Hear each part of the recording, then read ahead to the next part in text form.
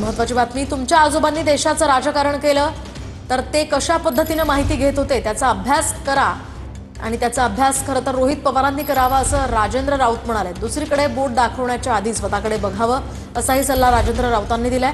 शिवाय बार्शीच्या आमदारांच्या मुलाचा ऑडिओ व्हिडिओ व्हायरल होतोय असं रोहित पवारांनी म्हणत आरोप केले होते आणि त्यांची वागणूक आणि अहंकारामुळे ते घरी बसलेत असा टोला सुद्धा रोहित पवारांनी लगावला होता। त्यावरच त्यांनी हे उत्तर दिलंय।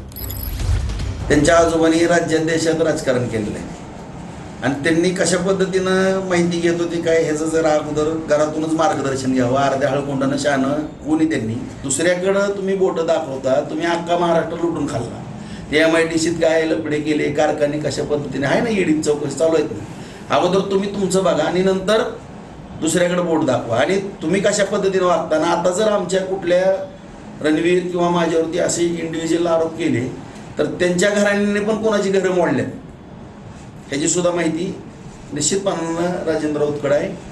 बाबा, तुमचं जे वागणूक होती, ज्या पद्धतीने तुम्हाला अहंकार होला, गुंडाशाही केली, म्हणून तर तुम्ही आता घरी बसलेला आहात। आता घरी बसलेला आहात तर शांत बसा।